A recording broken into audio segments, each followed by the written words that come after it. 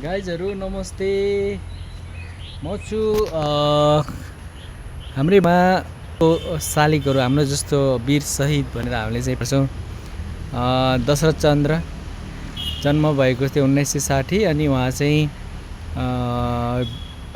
शहादत प्राप्त गर्नुभएको थियो 1997 उहाँ हुनुहुन्छ दशरथ चन्द्र। हामीले चाहिँ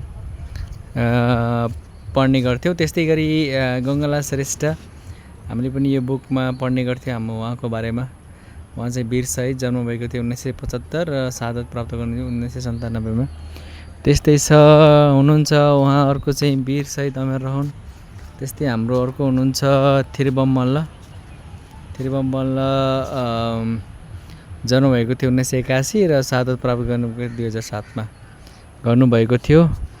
अनि त्यस्तै हुनुहुन्छ। अब म चाहिँ यहाँ एउटा यस्तो राम्रो पार्क बनिरहेको रहेछ, मैले चाहिँ तपाईँहरूलाई देखाउन गइरहेको छु। एकदमै व्यवस्थित पार्क।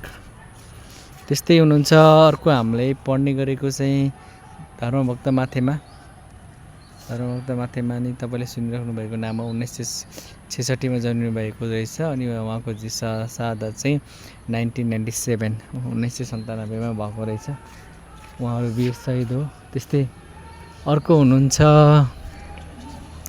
शुक्रराज शास्त्री जन्म भएको थियो 1950 र शहादत प्राप्त गर्दै 1997